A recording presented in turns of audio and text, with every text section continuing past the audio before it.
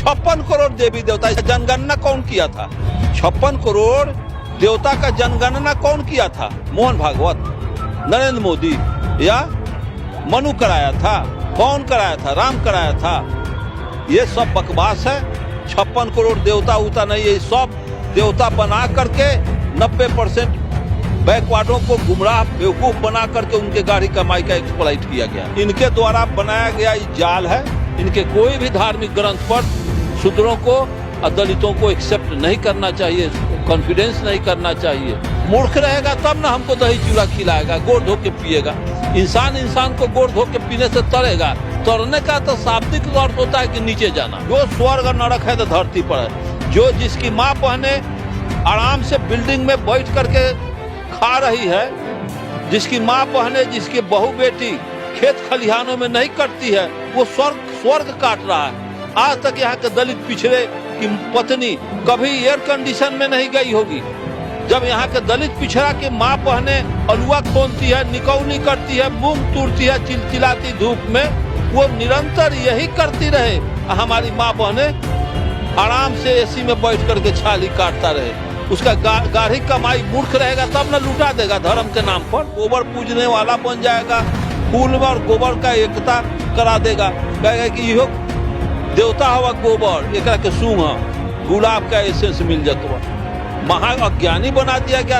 RSS का मूल form है ब्राह्मणवाद। देवी देवता इस देश में रहे, जाति व्यवस्था रहे, ऊंच नीच का व्यवस्था रहे, छुआछूत का व्यवस्था रहे और देश कंगाल रहे। समरसता तब आएगी इस देश में कि जाति व्यवस्था पर यह सरकार कानून बनावे कि मानव की जाति नहीं होती है। समरसता के लिए गैलीलियो, न्यूटन, आइंस्टीन का, कार्ल मार्क्स का, अम्बेडकर का, कबीर का सिलेबस में पढ़ाई हो, रामायण मनुस्मृति को हटा दिया जाए। कोई भी विवेकशील आदमी समझ जाएगा कि बीजेपी का मकसद, उद्देश्य, आरएसएस और भाजपा का क्या उद्देश्य है। आदिवासी समाज की महिला को बीजेपी आरएसएस वाले जो नॉमिनेट किए हैं, तो वो तो स्पष्ट है कि उनकी बहुमत है। वो नॉमिनेशन दिया, जहां समर्थन किया, वो राष्ट्रपति हो ही गई। दलित का और पिछड़े का वो कैंडिडेट नहीं होगा। दलित पिछड़े का होगा। अम्बेडकर, जगदेव प्रसाद को वो बना ही नहीं सकता है। वो सही समझता है कि हम जिस वर्ग का प्रतिनिधित्व करने जा रहे हैं, जिस कुर्सी पर जा रहे हैं, अगर हम उस कुर्सी पर जा करके अपने समाज के कल्याण का बात करूंगा तो ये चलेगा नहीं। तुरंत हमको महाअभियोग लगा करके इस पद से उतार देगा और आंख मुड़ के ये रबर स्टाम्प होंगे।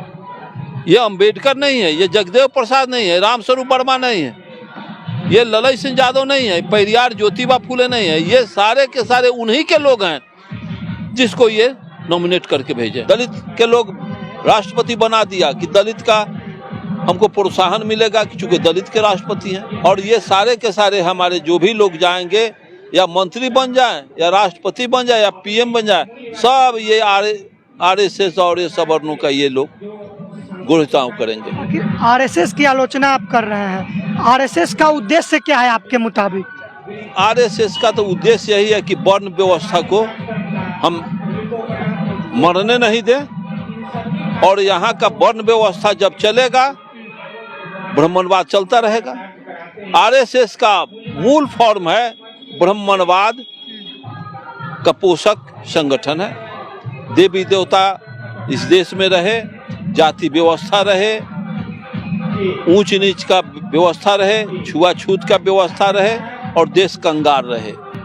कंगाल बना रहे देश और हमारा समाज कंगाल रहेगा। अज्ञानी समाज रहेगा तो हमारा समाज वर्चस्व में रहेगा। हिंदू समाज को एक करने की बात करते हैं कि हम हिंदू समाज में समरसता लाएंगे, जितने भी जाति के लोग हैं उनको इकट्ठा करेंगे और सबको हिंदू बनाएंगे। समरसता तब आएगी इस देश में कि जाति व्यवस्था पर यह सरकार कानून बनावे कि मानव की जाति नहीं होती है।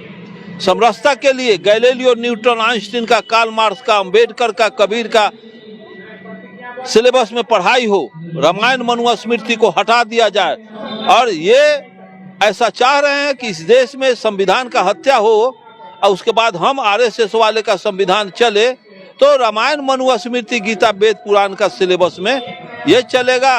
और Newton, Einstein, Galileo, James Watt, Kabir, Raidas का, अंबेडकर का, मार्क्स का थॉट से विदाई हो जाएगी। तो इनके सिलेबस लागू होने से हानि क्या होगा? सारे अज्ञानी बन जाएंगे, मूर्ख बन जाएंगे।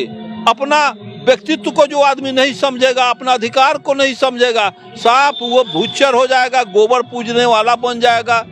गोबर में और फूल में देवता, फूल में और गोबर का एकता करा देगा, कहेगा कि इहो देवता हवा गोबर, एक के सूंघ गुलाब का एसेंस मिल जाता।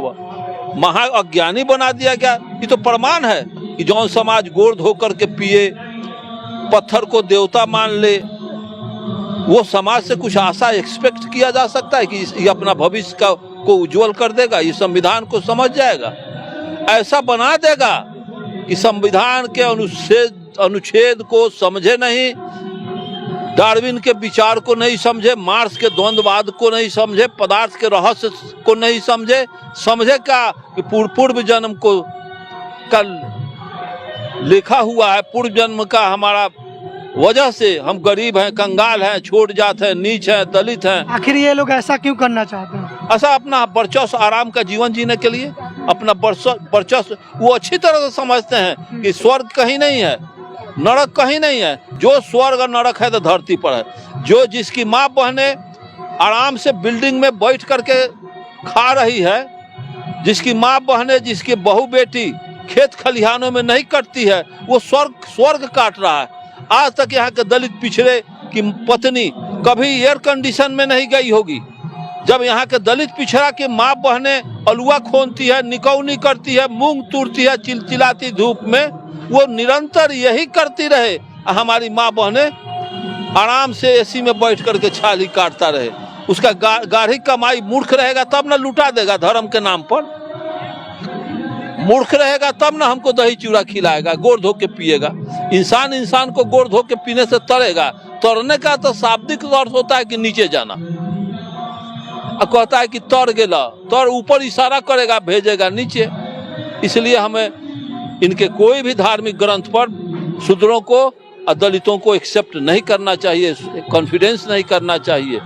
टोटल बेकार की बात है। उनके आमदनी के स्रोत पर जब उनके सारे रहस्यपूर्ण बातों पर का पर्दा जब हटेगा, तब न समाज, बहुमत समाज, बहुसंख्यक समाज जानेगी। जो पर्दा के अंदर में जो बुराई छुपी है, जो पर्दा के अंदर जो खुरफात है, तो हम पर्दा हटा देंगे। हम अब 90% बैकवर्ड को समझा देंगे कि देखो पर्दा के अंदर क्या चल रहा है। दुनिया में कहीं जाति नहीं है, दुनिया में कहीं 56 करोड़ देवी देवता। इसका जनगणना कौन किया था? 56 करोड़ देवता का जनगणना कौन किया था? मोहन भागवत, नरेंद्र मोदी या मनु कराया था? कौन कराया था? राम कराया था। ये सब बकवास है। 56 करोड़ देवता उता नहीं है, सब देवता बना करके 90% बैकवर्डों को गुमराह बेवकूफ बना करके उनके गाढ़ी कमाई का एक्सप्लॉइट किया गया। इनके द्वारा बनाया गया ये जाल है। तो जाल ज्ञान के कैंची से ही काटा जा सकता है। तो ज्ञान तो देने का काम हमारे महापुरुष लोग किए, जैसे कबीर किए, रैदास किए, बुद्ध किए, पेरियार, ज्योतिबा फूले। ये ज्ञान बांटने का काम संत गाडगे दोहा चौपाई में किए, जगदेव प्रसाद, बाबा साहब अम्बेडकर, इन लोगों ने तो अलख जगाया। लेकिन 90% बैकवर्ड ब्राह्मण के गोड़ धो के पीने में पूछता है कि तर गए, तो तरते तरते इतना न तर में चला गया कि अब किरान लगा के हम लोग निकाल रहे हैं, और जगसंग वाला तो नहीं निकल रहा है।